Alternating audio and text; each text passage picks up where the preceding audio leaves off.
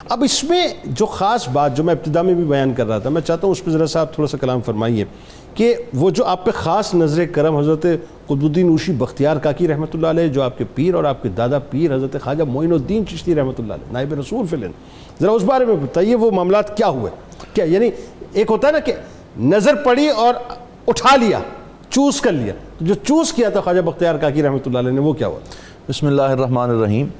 بڑی خوبصورت گفتگو ہو رہی ہے حضور بابا صاحب پہ، اور میں یہی عرض کرنا چاہوں گا کہ وہ جو علامہ اقبال حکیم الامت رحمۃ اللہ تعالیٰ علیہ نے فرمایا کہ اسے حاجت نہیں مشاتگی حسن معنی کی کہ فطرت خود بخود کرتی ہے لالا کی حنا بندی۔ تو یہ شخصیتیں جو ہیں ان کا چناؤ ہوتا ہے اور پھر ان کے لیے وہ سارے اسباب تیار کیے جاتے ہیں۔ لیکن حضور بابا صاحب کا جو حضرت سید شیخ الشیوخ حضرت خواجہ قطب الدین بختیار کاکی سے جو محبت کا تعلق ہے، اس سے دو چیزیں ہمیں سمجھنے میں ملتی ہیں۔ پہلی چیز یہ ہے کہ شیخ اور استاد کا ہونا بڑا ضروری ہے، اور اس کے بغیر اگر آپ لوگ یہ سمجھتے ہیں یا کوئی یہ سمجھتا ہے کہ ہم ساری منازل سلوک طے کر جائیں گے تو یہ ممکن نہیں ہے۔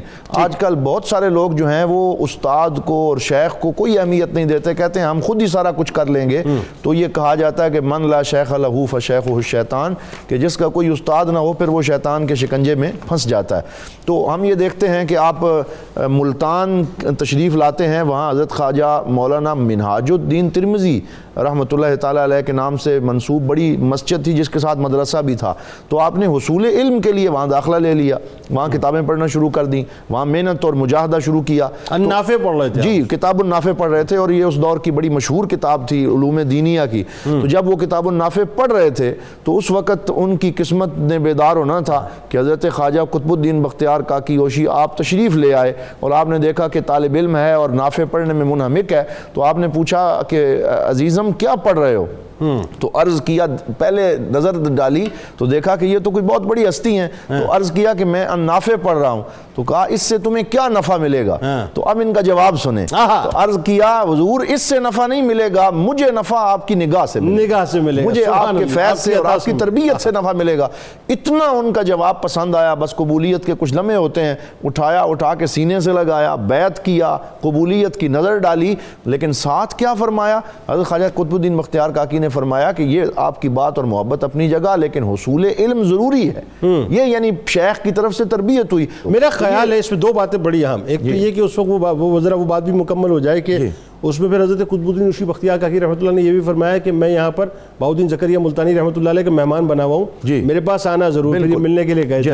اور دوسری بات یہ کہ اب میری کریکشن کیجیے گا کہ سلسلہ چشت میں مجھے کوئی اور ہستی ایسی نظر نہیں آتی جنہوں نے اتنے زیادہ اسفار کیے ہوں جو بابا صاحب نے اسفار فرمائے تحصیل علم کے لیے۔ جی، اس میں بالکل جیسے حضرت خواجہ بہاؤالدین زکریا ملتانی جو ہیں بہت زیادہ اسفار کرنے والے تھے، اسی طرح دیگر سلاسل کے اندر ہمیں اور ایسے حضرات نظر آتے ہیں۔ تو سلسلہ چشتیہ میں بالکل آپ کی بات درست ہے، بہت زیادہ سفر کیے ہیں، اور وہ بھی اپنے شیخ کے حکم سے۔ اور آپ کو حضرت خواجہ قطب الدین بختیار کاکی نے 2 دفعہ بیعت کیا، خاص توجہ فرمائی۔ اور پھر آپ کو سفر، آپ نے غزنی گئے، آپ افغانستان گئے، آپ بخارا گئے، آپ سمرقند گئے، یہاں سے سفر کرتے کرتے پھر آپ دہلی پہنچے، پھر اپنے شیخ حضرت خواجہ قطب الدین بختیار کاکی کے مزار پہ پہنچے تو انہوں نے آپ کو الگ کمرہ دے دیا، جیسے ابھی جامی صاحب قبلہ فرما رہے تھے کہ وہاں مجاہدات شروع کیے، اور ان کی بھی ایک اپنی تاریخ ہے۔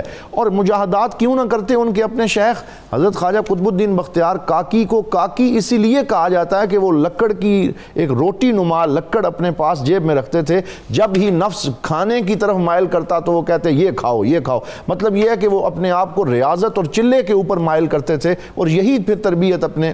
اور وہاں حضرت خواجہ معین الدین چشتی اجمیری ایک دن پھر تشریف لائے تو یعنی شیخ کے شیخ آ گئے، اور وہ یعنی سلسلہ چشتیہ کے مدار خود تشریف لے آئے۔ تو یہ بھی آپ کا ایک کمال ہے کہ آپ کو بیک وقت اپنے دونوں مشائخ سے جو ہے وہ توجہ نصیب ہوئی۔